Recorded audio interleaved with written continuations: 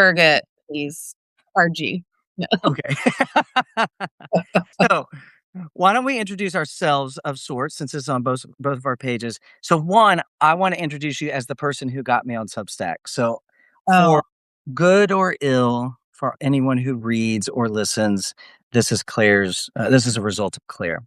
Now, Claire is a wonderful minister, writer. Of the first, I will express how we first met each other. So we first met each other through our very dear mutual friend, Julie Duvie Roark. Okay. And Julie and you grew up together in Texas. We all grew up in Texas, but we did not meet until Julie and I met at Belmont University in Nashville. Julie, one of the coolest, most vibey, women I've ever met in my life, was a drummer for our little Christian group that traveled in the summer with Blake. You remember Blake and yes. all these people Claire knew. But the thing I remember most about Claire, okay, so we both evolved into becoming writers, and really Claire is a significant voice, I would say, in expressing the, I don't want to say the role, and we'll get into this, but the space that our faith has always that the space that has always been motivated by women in the history of our faith. That's how I would express it. I'll let you express it better.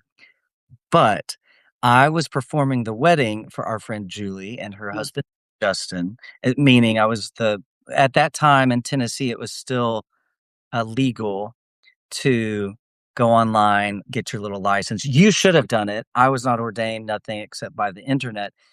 And then I think it even was still illegal. Like I think they got their marriage certificate, but I was ordained in Tennessee, but married them in Texas on their parents' ranch. Yeah. Mhm.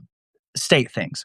So by the love of their spiritual life or something. I don't know if they're married. But I remember you told me before we went out there, because you were, her maid of honor or matron of honor, and then Eric, who's now deceased, was Justin's best man. Great people. And you said, "Remember, Andrew, this is not about you." Do you remember that? Oh my god, no, I really don't.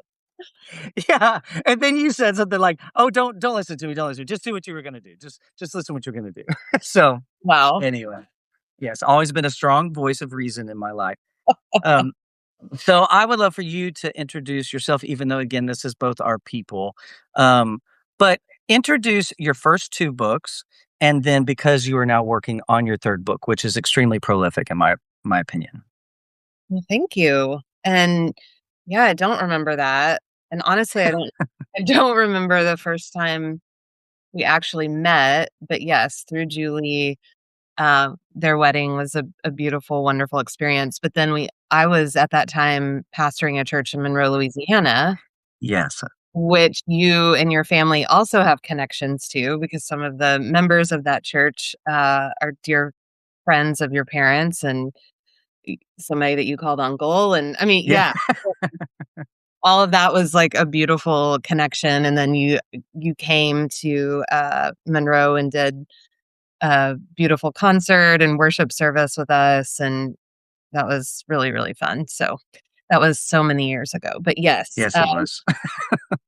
since then, I've lived since 2013 in Nashville. Got my Master of Divinity at Vanderbilt Divinity School, then moved to Louisiana, and then we moved back. But a few years ago in 2024, released my first book, Blessed Are the Women, naming and reclaiming women's stories from the Gospels. And that centers 10 women from the Synoptic Gospels, their stories, their names, their words. And then in each chapter, there's a corresponding liturgy for personal and communal worship and prayer and reflection. And then, in very, very important part of my work, is a public witness section. So connecting these ancient women's stories to modern day, feet on the ground women who are doing a work of justice in the world today. So connecting to nonprofits and organizations that are promoting the fullness of women in our lives in the world today. So then the second book came out in October of 2025, and it features women in the Hebrew Bible, the Old Testament, and it's in the beginning where the women matriarchs, mystics, wise women, and warriors in the Hebrew Bible, and so very similar kind of framework as that first book. The woman's story, the liturgy, questions for reflection, and then that public witness section that connects us to what's happening today. So those are my first two books. And then, yes, I just this past weekend started writing my third one.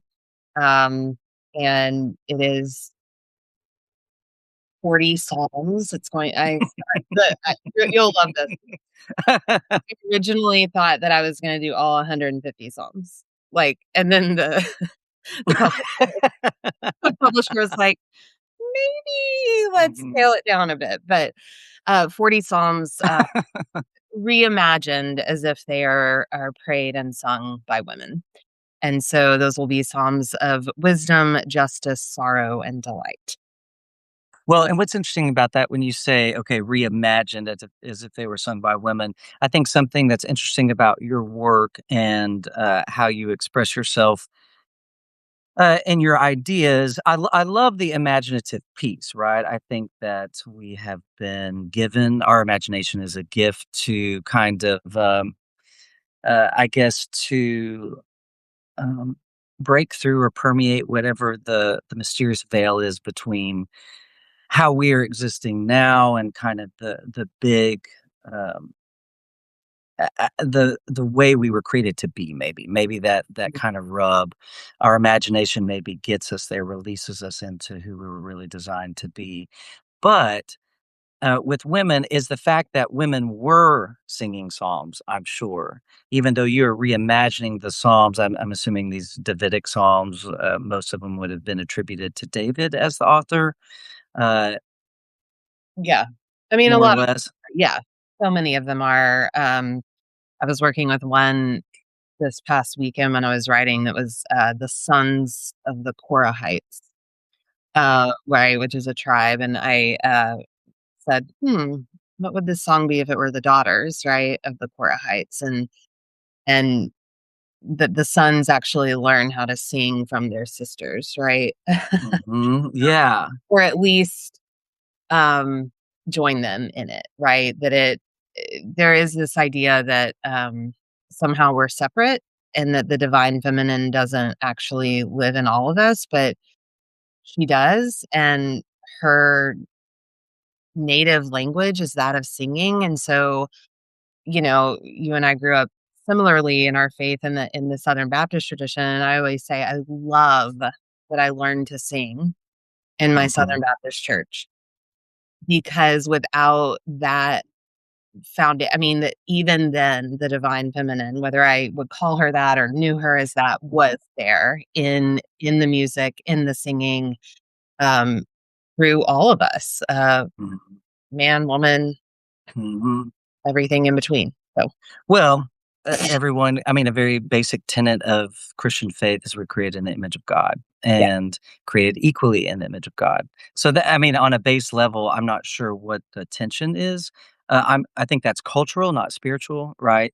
yeah. So, okay, so let's go into the whole like premise of this, the post I wrote last week, which was about my mother, reflecting on my mother, how she has expressed God to me, character of God, was a young friend of mine.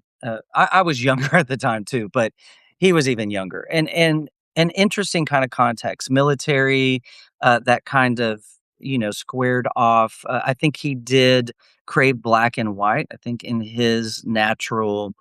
Uh, where he felt most comfortable, like I feel most comfortable in expressing the gray or and allowing it to be gray. He felt most comfortable in there being very certain black and white formats to things. And so, and he had grown up in a fairly traditional church, not unlike we did, but with really interesting people around him. And Mhm. so, he had sent me an article that was an editorial about the interpretation of certain scriptures that I'm sure we could call up real quickly, about why women should not lead in certain capacities in the church, mainly from the platform and lead pastor roles or in teaching men roles, etc.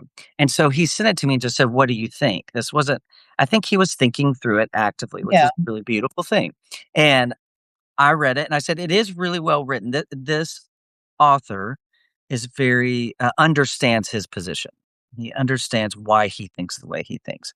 And then I said, I would encourage you to go find something equally well written or another resource from someone who is a proponent of another angle to that. And then you use your own brain and your own heart and your own experience and your own love of women in your life and go, where do I land? Right. I mean, I think that's the best way to do anything in the things that we have all this tension around. But then the last question I asked, and then I want to present this to you is I said, now who taught you Sunday school growing up? Because it's always been fascinating to me that all the statistics from like Southern Baptist culture or more conservative culture is that if children don't kind of grapple with their faith or come to some sort of resonance with their spiritual life, then it's kind of lost. Whether that's true or not, I'm not sure. But that's kind of the stat is that maybe they leave church or that they leave an organized way of expressing their spirituality. And yet we entrust that education to in that period of time almost entirely to women. You could argue household, if a man's present, that could be there too. But even then, the nurturing of our children at those young ages is largely left to women. So that's kind of to me like, well, that's the answer. But what would you say in the context of all that for people who still grapple with um, feeling some discomfort or tension around that conversation inside of maybe a more traditional church setting? Yeah. Um, well, first I would ask, is it really about scripture or might it be about something else? So there are a few, I mean, and then too, this gets into how we understand scripture. Okay. So it is challenging if a person understands scripture as inerrant, right? As the God breathed word. That is a challenging way to begin a conversation because if God breathed it, then we don't get, right, to question it, live with it, right? But if we can begin to understand scripture as the beautiful and complex stories of people working out their faith with fear and trembling, which is in scripture, Mhm, with God, right? Then we too can bring our whole selves to it, right? Our imaginations, our bodies, our minds, our spirits, our creativity to also work it out with fear and trembling. And so in my first book, I write fixture is less, or scripture is less fixture and more flame, right? So this mhm, idea that it is moving and breathing, the living word, is really important, I think, to this whole conversation. And so if we can get there, then we can say, okay, so is this about these few scriptures that, are saying that women can't lead?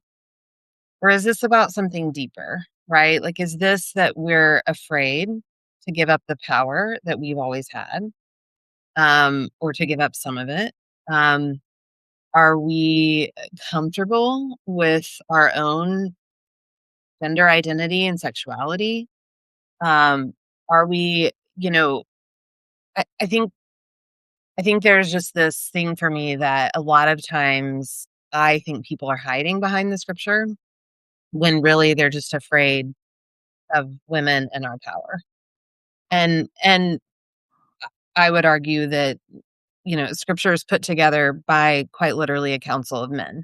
I mean, you can call that inspired if you want to, but but that's the history. but if we look at it historically, right, like the canon, that we have hold in our hands today and read. I also read it online, but I do have an actual Bible. Right. Um, but was put together by men, and so I think that bears the question: what is their agenda, right? And who are they going to center? And what stories are they going to center? And so, what psalms might have been left out that actually were sung by women? right? Because the people putting it all together, like we're interested in their voice and their concern and their lives being right here. And so I think that for me is kind of the way I understand it and where I begin, in asking more questions about, like, really be honest with yourself. Like, what is it that you're afraid of? That if women were to stand side by side, or dare I say, in front of, Mhm. um, what's so scary about that? Well, I think you hit something. I was having a conversation in Atlanta a couple weeks ago, and we were talking not this specific topic, but we were talking about the Equal Rights Amendment. And we were Mm, talking about how in the United States, the Equal Rights Amendment has never been ratified, which is pretty significant. That in a what seems like a fairly progressive landscape, which I don't think that's true, but um, th- that women still by law they're not an employer is not required to pay a woman for the same position as a man if she holds the same position as a man in the workforce. It's not required by law to pay them the same or offer them the same, package, if you will. And there's no recourse for women still in 2026 should there be disparity there or some element of injustice. Uh, sure, some employers may I mean, that shakes down in all kinds of different ways. People can make their own decisions and own choices, especially in the private sector, but it is interesting that our country as a nation, we still represent the inability to get over that. It takes 26 states. It doesn't take all 50 to right, ratify. And it's right. been working. I've learned about this some through my fascination with Jimmy and Rosalynn Carter, and Rosalynn was Yeah, a big proponent of the ERA 50 years ago. And you go, oh, really? That's still stalled out. But when you look at that, okay, so if that's our cultural, if that's what we're working with culturally as Americans, and I'm not, of course, I realize the ancient text of the scriptures comes from a different land or originated in a different place in the world. But if culturally we're still dealing with that, then it makes more sense. So I always look for like the compassionate angle, like why are we troubled by A, B, or C?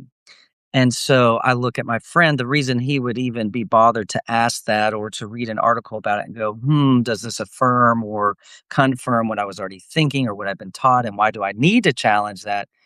To me, goes back to we're still in a culture of women are not perceived or in reality are not treated as equals. So right. if we have to bring that to the table, I think that's what you're saying, right? Even with the inerrancy of scripture and stuff, those are the larger challenging conversations that we have to be willing to step into, especially as a man, I would say. But I don't know. I might ask that question of you. Do you sense in your work that this is more of a that like the hurdle or the obstacle or the challenge needs to take place more in men or women, or is it kind of across the board? Yeah, I mean, bell hooks says patriarchy knows no gender, Okay. and I think that's an important distinction. It's one that I make in the introduction to my work because, right, patriarchy lives in all of us because it's in the air we breathe, just like white supremacy. And so I believe, as faithful followers of Jesus and of the women whom Jesus followed, because if we read it closely, he followed women, starting with his mother. Mhm. She taught him how to pray. Um, then part of that faithfulness and devotion is excavating what is harmful from our very bones, what is harmful to others. And I believe patriarchy, and because we've been trying it, right, for thousands and thousands of years, and I don't see a lot of fruit from it. Um, I see us at war. I see us worshiping money. I see us, really caring deeply about a power over others rather than a power with. And so it I think we all have to do that work, right? Like, it's not just because I come in a woman's body that somehow I am, immune to patriarchal constructs, right? And I just want to be real clear, patriarchy isn't about men, right? And it's not about individual men. It is a system that privileges men and privileges, right, this idea. that domination and forcefulness and control are what are going to save us. And I would argue that if we were to try matriarchy, matriarchy doesn't center women, just like it centers life, it centers children, right? So when we put them at the center, when we're really like saying, okay, what is it about our children that is going to help us now and in the future? There's nurture, there's intuition, there's kindness, there's compassion, there's, hey, lay our weapons down. Like, I truly believe that. So it's the work of all of us,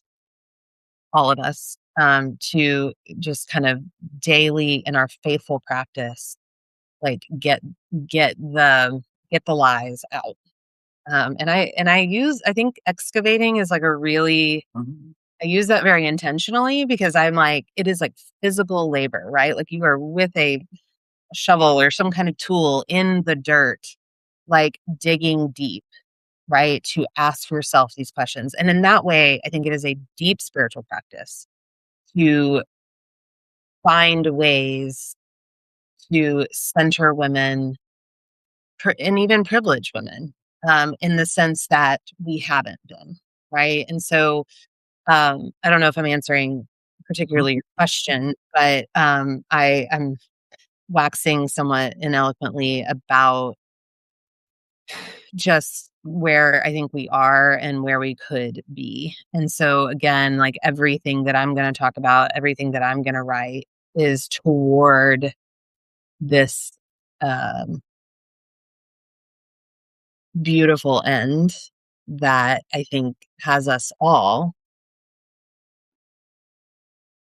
loving and living in a way that dances and helps and it's like it's Martin Luther King's beloved community. Like I don't think that it's just women who are going to get us there. So let me just say that I think it Mhm. is going to be all of us. And so I love it when somebody who identifies as a man is like, maybe I need to explore some of this, right? Like, Sure. maybe I need to do some of this excavating work, right? And I think that's very, very important. And so I also think it's important for men who are in ministry, particularly, and who are quote unquote leading us and leading communities and churches to read. I mean, read my books, but read other, womanist, feminist, work to uh, challenge yourself in a way that I don't believe many male authors do. Yeah, and I mean, I remember even getting some resistance, which I thought was really strange, when I was still in Nashville, uh, 4 to 5 years while I was in Nashville, towards the end of my tenure there. I was at a church for years, a small Baptist church in Franklin, Tennessee, just south of Nashville, and, uh I kind of got thrown into a role kind of part-time of leading worship because I'd been a member for years. Our, worship pastor had retired kinda suddenly and moved towards where his kids were, and they were just kind of at a loss, and so I started picking up the portion that was the music for the worship service with the band and all that kind of stuff, which is my skill set, and then, my dear friend Trisha Wakefield, who has a master she has her master's is in I don't know what form of divinity, et cetera, in seminary. She has her blah, blah, blah. But anyway, I don't know all that. I had a bachelor of music and I got out. As if any of us be masters of divinity, but Well, that's a right. whole other question. That's a whole other conversation. Totally, Yes, totally. a I'll just say she theology. was more educated than me formally. So, point is, she, stepped into the role of we have really viable choir, and that's not really my skill set. So she became essentially the kind of musical director of the whole piece on Sunday and then focused on the choir. Well, we had a great relationship. She's probably 20 years older than me and just fantastic kind of ebb and flow. But I saw it as an easy way to. Um, it was interesting that me being 20 years her junior, less formally educated in the educated towards what we were our jobs were and Yeah, required. by our, leadership, who often was even older than her, because she was not that old at the time. I was maybe in my 30s, she's maybe in her 50s, and would look to me to answer certain things that I really thought was a part of her position, her work position. Yeah. And so I would always defer or, well, I don't know, that's Trisha, that kind of thing.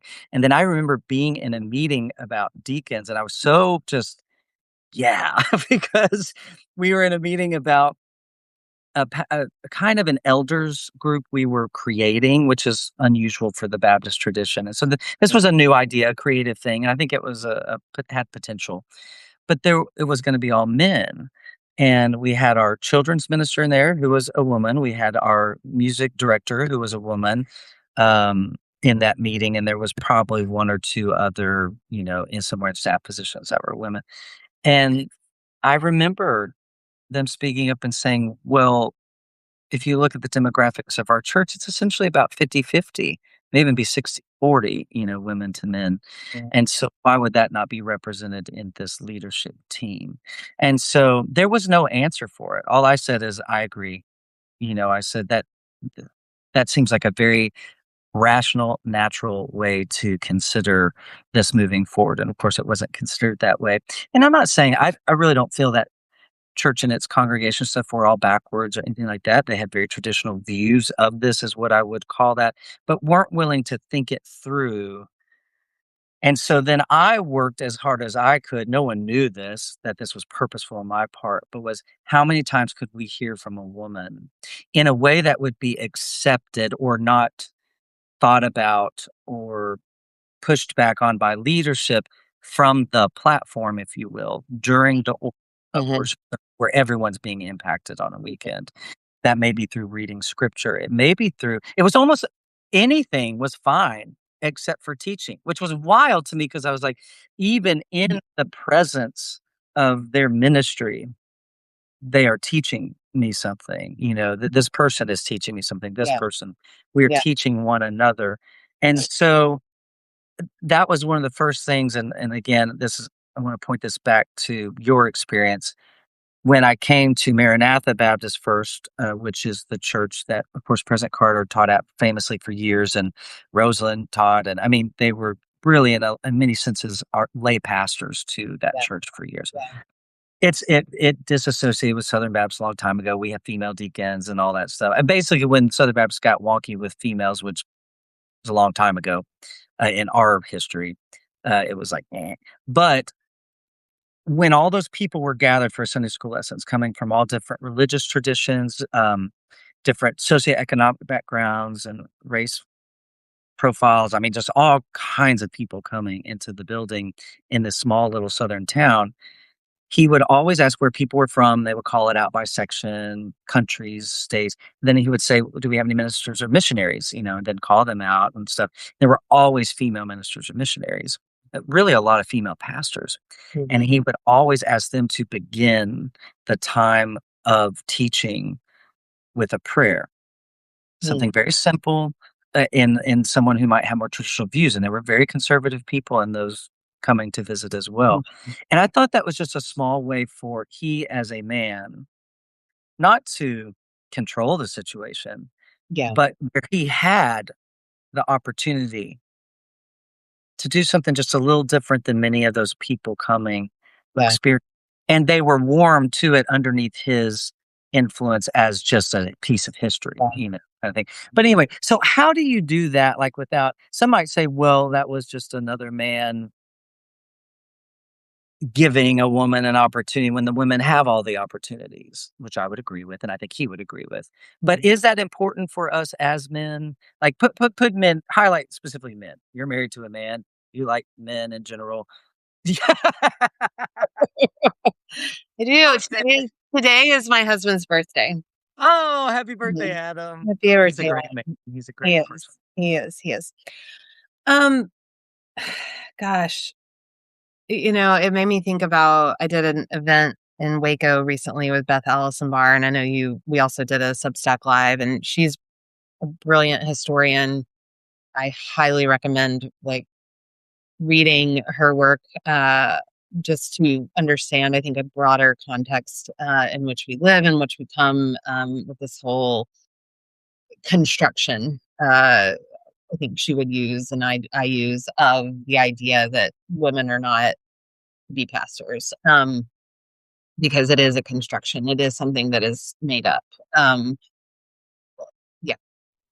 So, but I was talking with her in Waco in person, and anyway, we had Q&A, and my brother, who's also a minister, not in a particular church, but he's ordained and went to seminary, and um, an attorney, and works with low income people to make sure that they have what they need and the legal representation in Texas.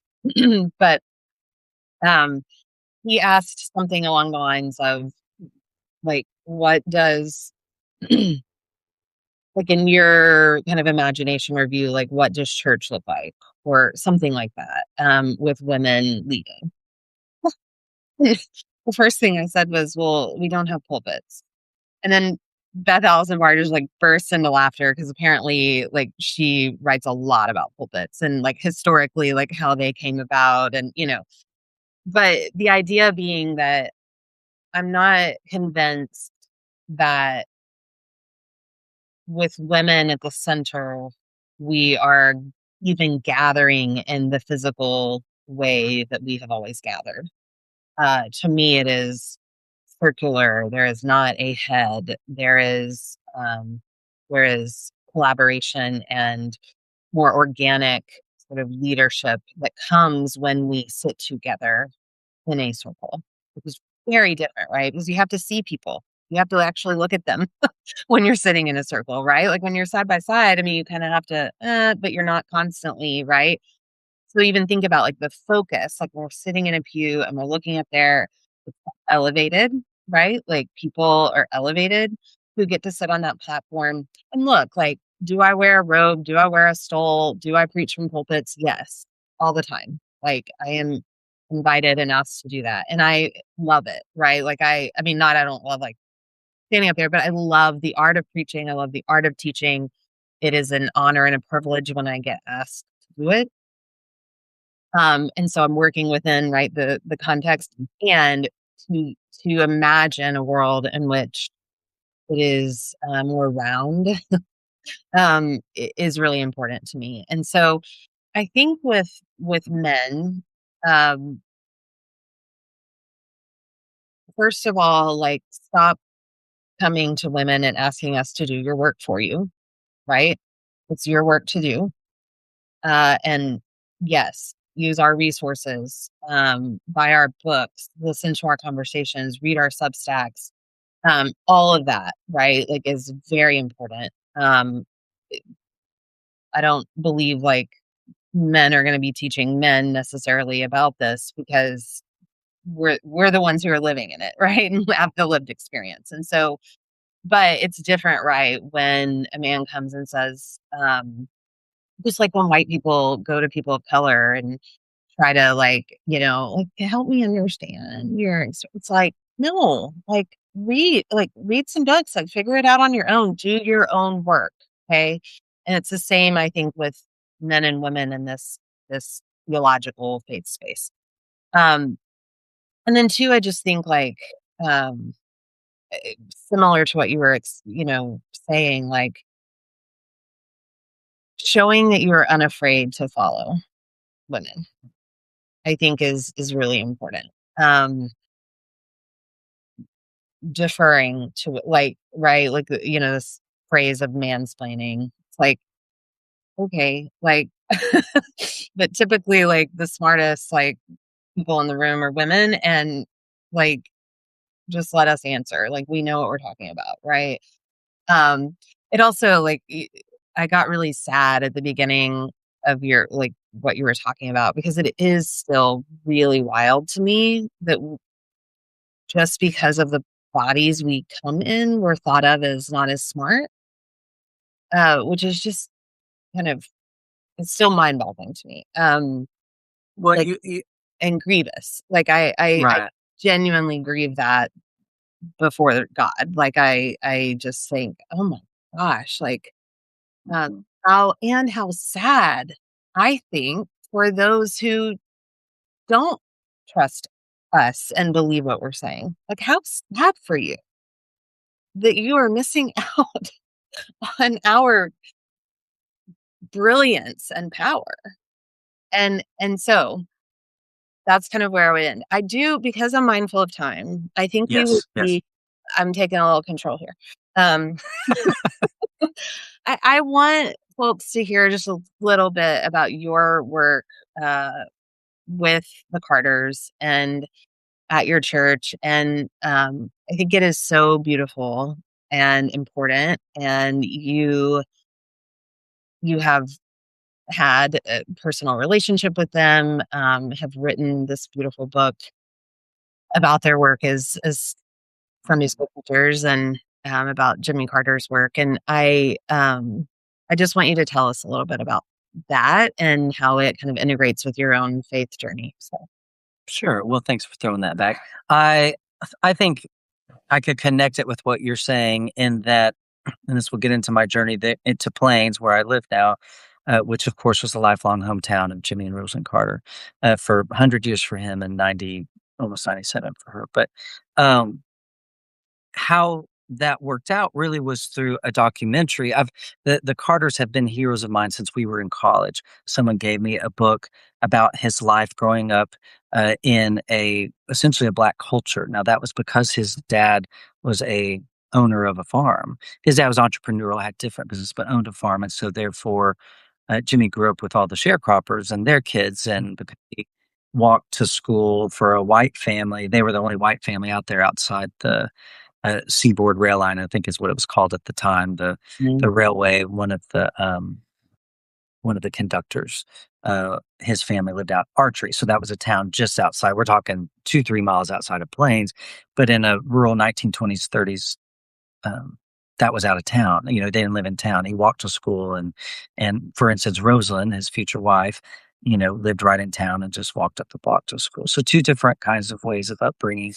Um, so that fascinated me how a man who grew up in such a segregated society really was highly influenced by black people, and then more primarily by women, and that was largely because of the way things were structured for work, etc. And so his mother was a nurse, and she worked with everyone in the county because that's what nurses had to do at the time. They couldn't live a segregated life.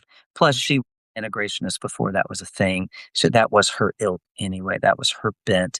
He learned from her, and then a woman named Rachel Clark, which was kind of the head sharecropper's wife. They did not have children, and Jimmy really became like a surrogate child to them when his parents gone, he would stay with Rachel and Jack in their little shack, for lack of better words, and would talk about how at home and safe he felt there. And he wrote a poem called Rachel, but he likens her to a queen. And he talks about how she taught him to fish and kind of the ways of nature. And they would have these like 6 mile long walks to the creek. And he said, that's where I learned about how to respect other people, how to respect the environment around me, and our placement that was given to us by God, you know, that this kind of mirroring God in our own lives and reflecting that. So all that to say that drew me into them in a very unique way. Rosalind in her own way was a very open-minded, open-hearted, and extremely strong. You know, this was a partnership that came to be a partnership over time yeah, because of the constructs of what they grew up in. yeah, And Jimmy would write a lot about that, and she would confirm that, you mhm, know, that as they got into their marriage, he began to, and part of that was her strength, was her own understanding of her identity, and her, which came from her family and strong women. Her father died when she was young, and she became really a partner with her mother in moving their lives forward with the rest of the kids, etc. And so, very unique people. All that to say, this documentary, which brings me to what I really hear and what you say is about listening. When we're doing our own work, I think the primary leader of doing our own work is listening and being curious, asking, listening, asking, listening. So I came to town to do a documentary called Plain Spoken for PBS that really is about race relationships in the Deep South, but it's all set in Plains. Yeah. So I'm asking questions of people from my little white, at that time, metropolitan from Nashville, perspective. And I've always loved Black culture. I've loved the civil rights movement of America, that era. So I don't think any of the interview subjects didn't realize I was totally in. I'm in, and I'm Yeah. here. Sure. Where you at? You tell me. But I would always say, do you realize it's a train track running down the middle of the town, and primarily Black people live on this side and white people live on this side. And one of the Black women in town said to me, she said, "No, no, no, no, no, no, no, no, that's not racism." I said, "Okay." And she said, "I bought my house here fair and square." And she said, "I came from California, and I'm the first person in my family's history to have the opportunity to own my own home. And through owning my own home, I have 4 children who are now lawyers and educators and, et cetera. And this home really gave us the stability of that." Now, that home over there that you're talking about was built in 1898 by their great-grandfather, and it's never been sold. They own that rightfully. That's their home. And she said, "If that home came up for sale and I had the money to buy it and I could not make an offer on it, or that's racism." But a little bit she was challenging my little metropolitan, politically correct format, which is what you're talking about too, like excavate and saying, Yeah. "Hold the phone. Yeah. Don't take away what I've built as well. That was against all odds in our cultural construct." And realize how that is also from the maybe the inside out, you know, um, changing culture through her children's lives, et cetera, and through her own decisions. It's still tricky. All of it's dicey.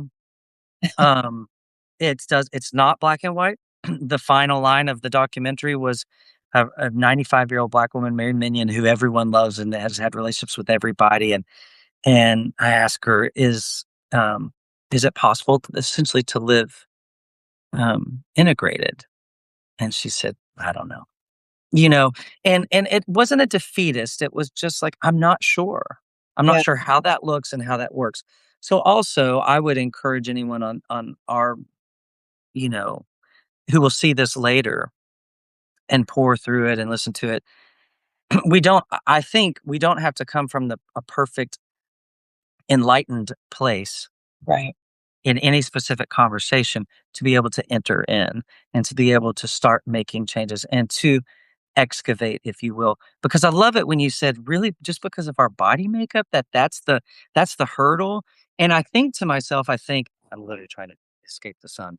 Um, Getting but hot. yeah, I, I, I- it's really when you break it down, right? Hmm.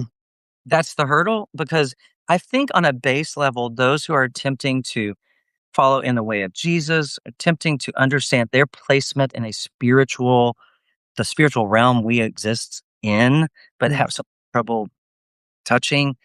Uh, I think that's a natural thought. I think that's instinctual. Yes, we're all created equal on the same.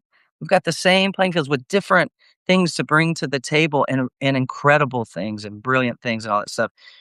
But then we enter back into our workday or into our church life or into our community life, and it is built differently than the reality of how we were created. Yeah. And so how much pushing and pulling that takes. So I just always go enter in, be willing to challenge, be willing to think differently. Like I try to go, where do I not defer to a woman, if you will? Like in what situation do I find myself stepping over or feeling I'm superior? Yeah. And that's the only way I can know to even wear those pins. Mm. Now if I'm in a room with a woman like you'll tell me. I don't have to listen. Hello. Not But clear. It's not about you. good. That's right. That's right. That's right. Full circle. No. I mean, you can believe it, right? But, Oh, yeah. to listen also to allow myself to be confronted Hmm. by someone who looks different than me or by Yeah. someone who, comes from different placement. But anyway, you finish us out. You give us something round to take with us. Hmm. Well, I'm gonna throw something at you. Okay. Um, what if we end by singing together? Okay. So, you're gonna be better at the harmony probably than I am, but, like, what if we sing, softly and tenderly, Jesus is Cisco. calling, calling For to you you and and me. I don't know if the sound is gonna work. I don't Take it. keep going. Oh, well, See, um, see see on the portals, he's waiting, and watching, watching watching for for you and for me. I'm come home, on, I'm come home. on, no. You are weary, come home. Earnestly, tenderly, Jesus is calling, Calling, calling, oh, oh, sin. home.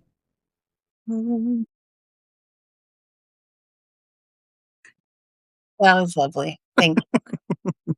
You're awesome. Who are you? Such So, a joy. Thank you. well, thanks for letting me dive into all the places I know nothing about. My pleasure. And let's do this anytime. Yeah. And to those who joined us in this Yes. morning, welcome, welcome, and thank you, thank you. And to those who listen and watch beyond, we're glad you're here.